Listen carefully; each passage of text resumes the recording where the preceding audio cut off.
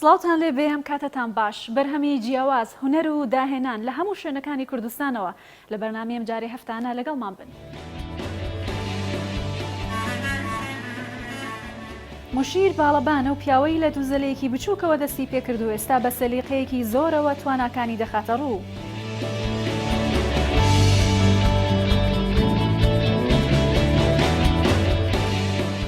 گەنجێک نزیکەی 200 پارچە کەلوپەلی کۆنی کوردەواری کۆ دەکاتەوە و دەڵێت ئامانجی من ئەوەیە ئەو کەرەستە گرنگانە لە فەوتان ڕزگار بکەم.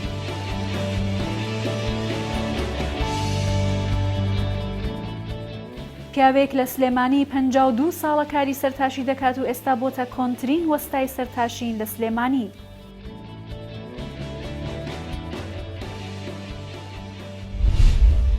چل ساڵە پیاوێک بە هەست و سۆزی پڕ لە جۆشی خۆی فوو بە باڵەبان و جوزەلەکانیدا دەکات و توانیوێتی سەدان ئاهەنگ و ئاوازی ڕەسەنی کوردی بە گوێچکەی هەوادارانیدا بدات.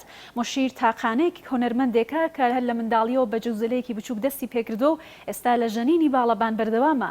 ئەو دەڵێت ئامێر و موزیکی ڕەسەنی کوردی خەزێنەیەکی زۆر دەوڵەمەندن کە لە مێژووی کووردا دەمێننەوە.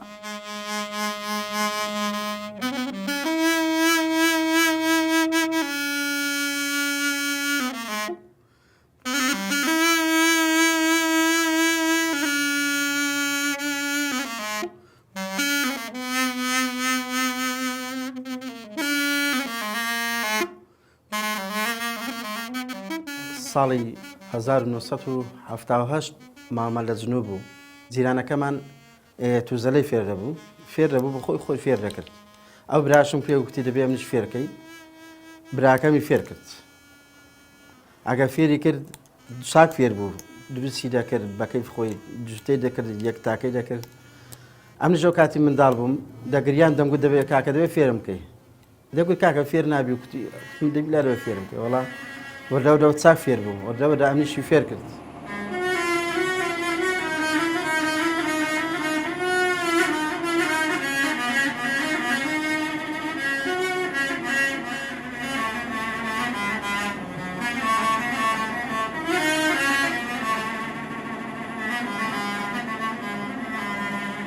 لە ساڵی هەشتاوە ئەمن لێەوە دەستمدا باڵەبان. یعنی ئەو کاتی وردەوەدا خەڵکنی ناسی و گۆرانی بێشەکان پەیوەندیان پێکردم و لە ساڵی هەشتاوە تا ئێستا من خەریکی باڵەبانم.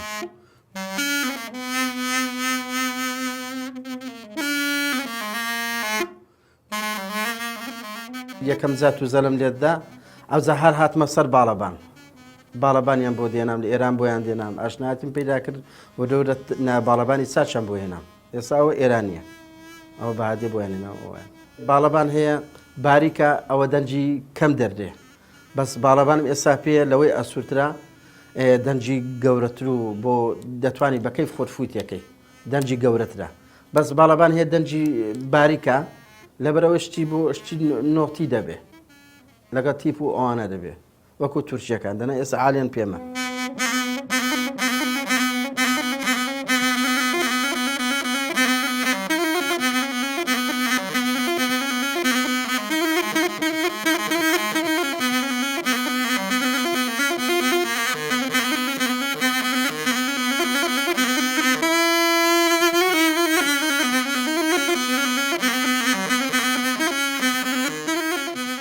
تووزەلا زیاتر حارە بەکاری دێنێن کە دەستنە بەرمەڕ و ئەوانە بەکاری دێنن.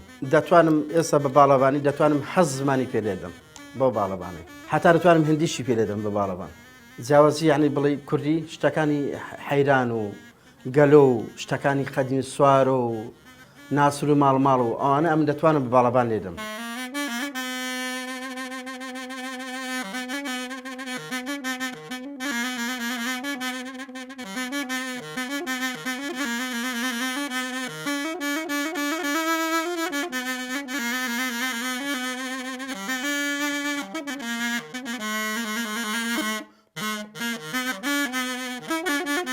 ئەم زیاتر ژیانەکەم لەگەڵ بام بووە دەچوم بۆ حەفلات و بۆ زەماوەند و ئەوانە بابم دۆڵی لێدا و کاتی من زۆرنام لێدا بام زۆر پرگیری من کردووە. مام قاسم ئەگە کوتم مام قاسمی چاخۆڕنی هەموو کەس هەتا بەختیار ساڵێک تووتە لێرە مام قاسمی چواخۆڕنەی یعنی باسی ئەوە کراوە بام جەریدەی هەیە یعنی زۆر بەناو بام بۆ بام کاتی خۆی.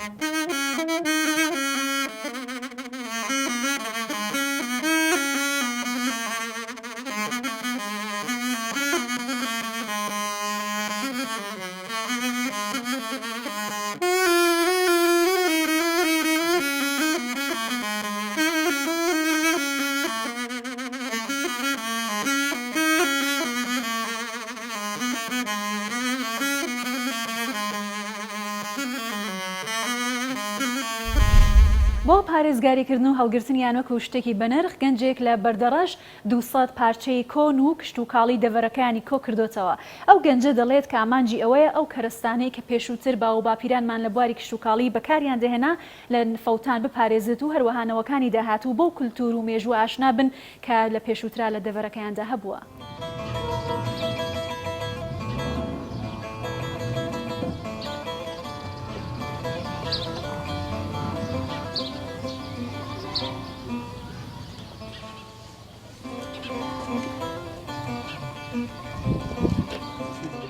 من ناوم حارس محمد حسێنە دانیشتووی گوندی کەونەباک سەر بە نەعیەدارەت و قەزای بەردەڕەش ماوەی چەند ساڵەکە بە هاوکاری چەند بەرادەرێک دەستمان کردیە بە کۆکردنەوەی کەلوپەلی کوردەواری و خۆمان.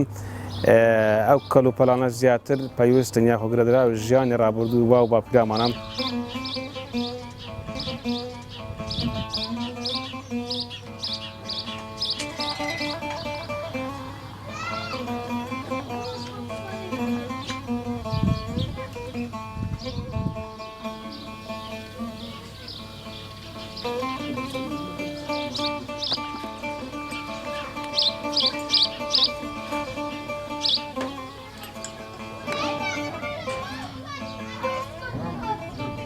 ئەو کەلوپەلانە ئێمە کۆمان کردەوە زیاتر خۆ دەمێتەوە لە بواری کشتتوکالیکە با و باپیرەمان لە پشتوو بەکارێنەوە لەگەڵ ئەوەشدا بەشێک لە کەلوپەلانەش کە پێویستم بە کاری ناومالکە بۆ گۆزەرکردنی ژیانی ڕۆژانە خۆیان بکردنە.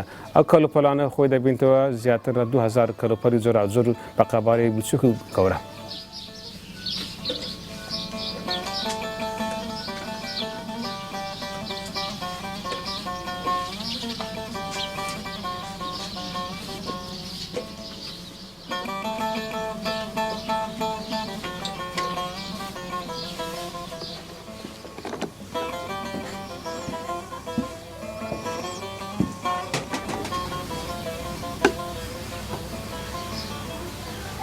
ئامانجمان لەو کۆکردنەوەی ئەو کەلوپەلە کوردەواریانە زیندویکردنەوەیان خۆ ساغراگرتنی دابوو نەرەتی با و باپیرامەکە ڕۆژانێک بوو ژیانی خۆیان پێ دەبردە سەر. لێرەشدا داواکاریم هەیە لە حکوومەتی هەرێمی کوردستان کە مۆرەتی فەرمیمان پێ بدات بوو ئەوەی زیاتر مەسادەقەمان دروست بی لایەن خەڵکەوە.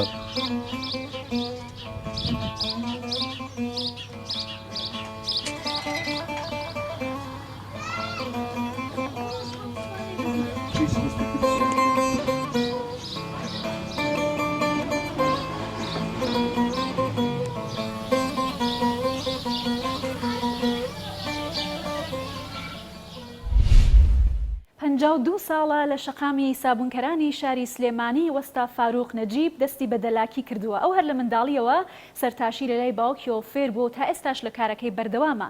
ئەو دەڵێ لە ساڵی 1968ەوە لە شەقامی سابوونکەران خەریکی ئەم کارم و تا ئێستاش لە کارەکەم بەردەوامم خۆشەویستێکی زۆری لای خەڵکیش هەیە و ئەڵەیە کە پیشەکەم خۆشەوێ.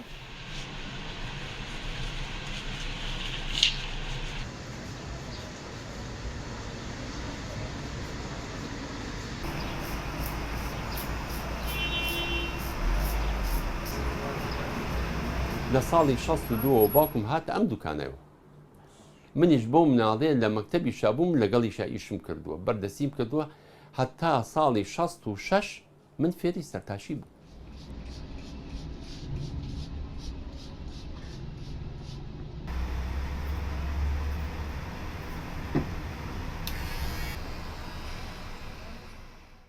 لە 66 من تەمەنم 14 ساڵ بوو ئەمزانی سەرچاکەم.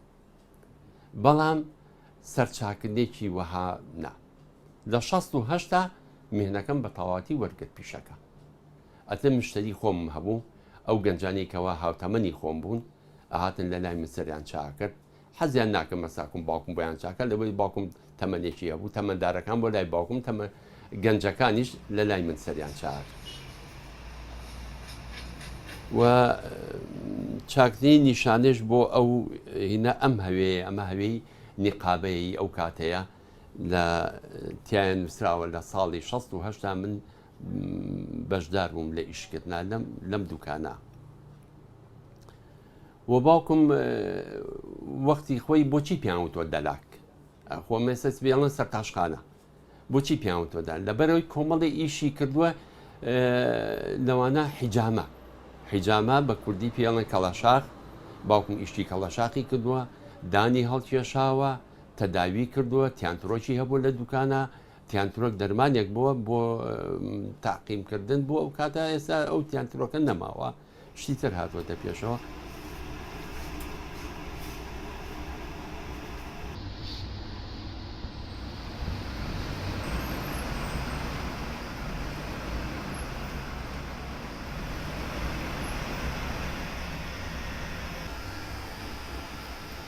کۆمەڵێشت هەبوو لە دوکانە باوکم ناوەکانیم لە بیر چۆتەوە کە بەکاریانی بۆ تەداویکردن بەستیان ترۆکم من لە بیر ماوە اینجا ئەمە ئەو پلایستەیە کە دانی لەوانەیە بڵێم هەزارەها دانی پیاڵکێشاوێ هەزارەها دانی پیاڵکێشاوێ لەم دوکانێشاو کە لە دوکانی شوشا بوو بازاری شوشە کە خۆشم باوکم وەفاتی کرد لە ساڵی 89 ئەتر خۆشم دوو دانم پێ هەڵکێشا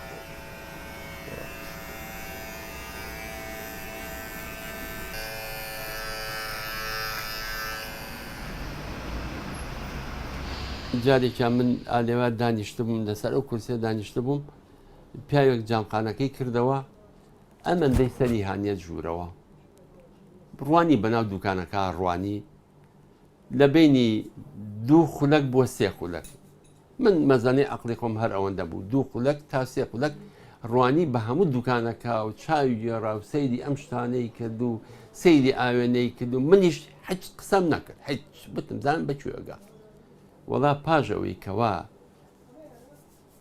تەئمین بوو لەوەی کەوا بە تەواوەتی بۆی دەرکەوتی وەڵڵاهی وامزانی دەلاخانەیە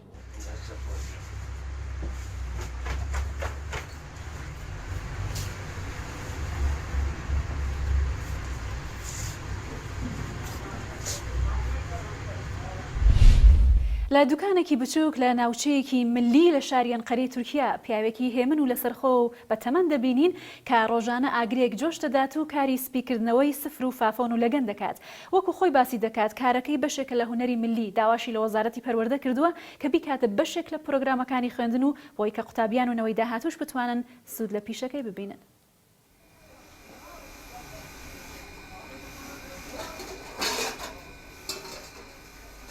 Ben 1948 doğumlu, Yozgat doğumluyum. Ez di sala 1948 li Yozgatê ji dayîk bûme. Ji 6 saliya xwe ve ez nav vê hunerê de me û em kêfxweşî pîşeyê xwe didomînin. Em ji dapîrê xwe û ji hin hosteyên din fêrî vî karî bûn. Em li gel wan wek şagirt dixebitîn, heta kom bûn hoste.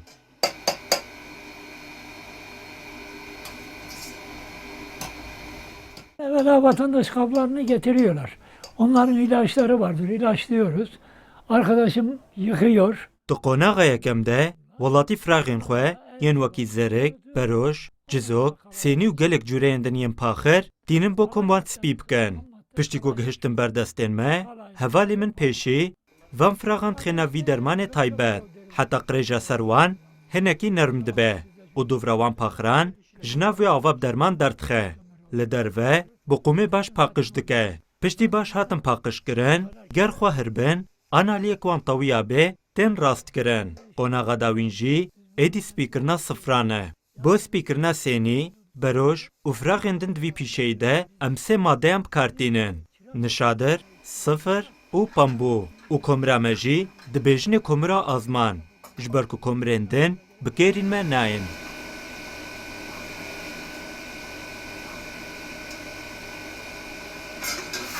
En son nesiller biziz. bizler çırak yetiştirmeyi istiyoruz ama çırak... ئەم vî پیشەی ددۆمینن لێ نفشێنداوین ئەمن ئەم دخوازن شاگردان پەروەردە بکەن لێبەلێ نفشێنها تو جاران نابێژێ کاس بچم جەمڤان هۆستەیان و خۆفێری vî پیشەی سپیکردنا پاخران بکەم کو بنەمانێرە ڕووبڕوونە منبەریانەها بۆ وەزارەتە پەروەردەهیە یا ترکێ گوت هونج بۆچی دبستانên هونەران vê dikin ger hûn şagirdan fêrî pîşeyan dikin dosê şagirdan bişînin cem min ez wan bikim hoste û pişta dîsa bişînin bo we lê tu bersev nehat dayîn. Şimdi ilmini bilirsen zorluk bir şey yok.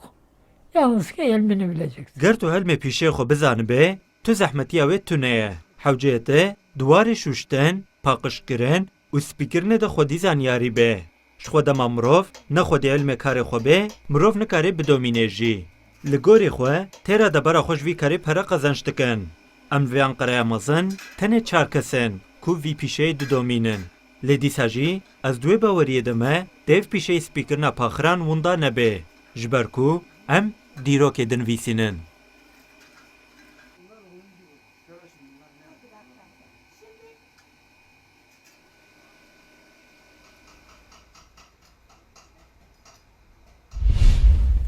ڕوبەڕووی شارۆچکەی دەربەندیخان و لە بناری شاخی گوڵان ئەشکەوتی کونەبا هەیە. ئەم ئەشکەوتە مێژووی هەزاران ساڵەی شارستانیەتەکانی مزۆپتامیا دەپارێزێت. هەروەها لەو تنۆکە ئاوانەی کە چلورە و بەستەڵەکی ناو ئەشکەوتەکەی لێ دروست کردوون ئەتوانرێت لێکۆڵەرەکان مێژووی گرنگی گۆڕانکاریەکانی ناو ئەشکەوتەکە دەستنیشان بکەن و هەروەها لە بەشێکی دیکەیدا لە نیشانە و ئایکۆنەکانی ناو ئەشکەوتەکە لێکۆڵەران نهێنی هەرسهێنانی ئیمپراتوریەتی ئاشووری ئاشکرا دەکەن.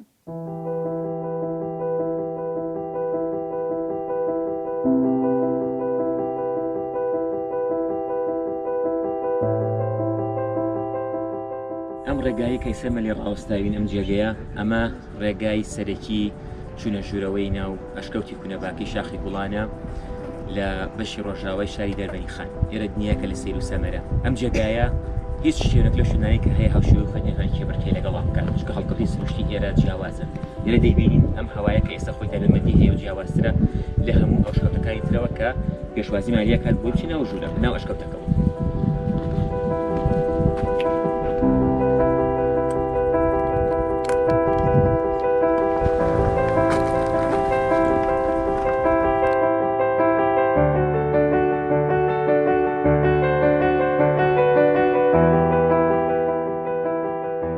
ئەم جێگایە توانیوێتی کە بەڵگەیەکی ڕاست و دروست بدا بەدەستەوە لەسەر ئەو بەڵگەی مێژوویانەی کە دەیسەلمێنێت دەسەڵاتی ئیمپراتۆرەتی ئاشووریەکان کە دەسەڵاتێکی مەزنی کۆن بووە لە مێژینەدا کە بەهۆی جۆری ئەو چینە تایبەتمەندیانەی کە لە ئۆکسجینی ئەم جێگایەدا هەبووە لەسەر پاشە بەردەکلسینەکان کەەوە دەسەلمێنە دەسەڵاتی ئاشووریەکان 200 ساڵ بەهۆی کەش و هەوای گونجاوە بەهۆی بارینی پێویست لە کاتی دانیوێڵەکردنا بۆ بەرهەمی کشت و کاڵیان خۆ بۆ بەرهەمی باخداریان کە سوودیان لێ بینی و ئەمە سەرچاوەیەکی سەرەکی بۆ دەوڵەمەندبوونی ئەم ئیمپراتۆرێتیە.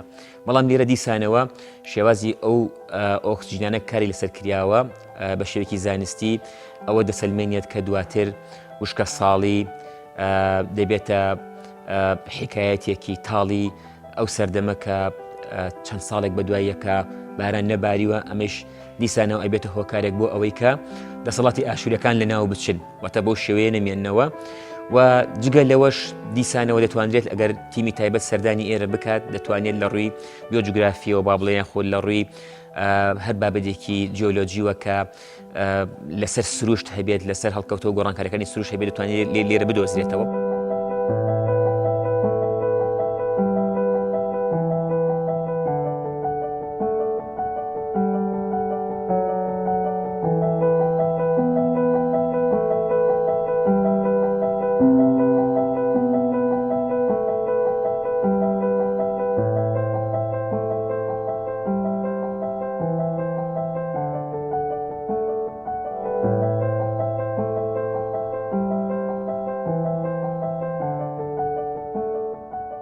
ئەشکەوتە دوو ڕێگای هەبوو بە دوو ئاراستەی جیاواز ئاراستەیەکیان بەرەو باش و درێژ دەبێتەوە و ئاراستەیەکی تریشیان بەرەو بەشی باکوورە و درێژ دەبێتەوە. ئەمەی کە ئێمە ئەمڕۆ لە بەرنمەکەمانە هاتین بۆ سەردانی بەشی باشووری بوو بەڵام بەداخەوە ئەوەی کە بینیمان جێی چاوەڕوان نەکراو بوو لە ئەنجامی ئەو زەمین لەرزەیە کە لەم دوایە شای دەربەنی خانی گرتەوە بەداخەوە یەکێک لە ڕێگاکان بە تاوەتی داخراوە ئەو تا کەوکو دەیبینن واتە بە هیچ شێوەیەک ناتوانی بەرەو ڕوویناوە بڕۆیت واتە هیچ ڕێگایەک نەماوە واتە بەداخەوە ئەمە یەکێک لە ڕێگا سەرەکیەکانی ناو ئەشکەوتەکە هەرسی هێناوە بەو شێوەیە و من دڵنیام هیچ لایەنێکی پەیوەندیداریش ئاگاداری ئەم کارە ساتەنیە کە بەسەر ئێرە هاتووە کە جێگەی داخە بەڵام ئەوەی دەوترێتەوە هەموو ئەو جوانیانەی کە لە پێشودرا خرایە بەرچاو واتە بوو بە حکایەتێک بوو بە یادگاریەک کە ئەبێت هەتا ماوە ئەوانەی کە لە پێشترا بینیویانە بیگێڕنەوە.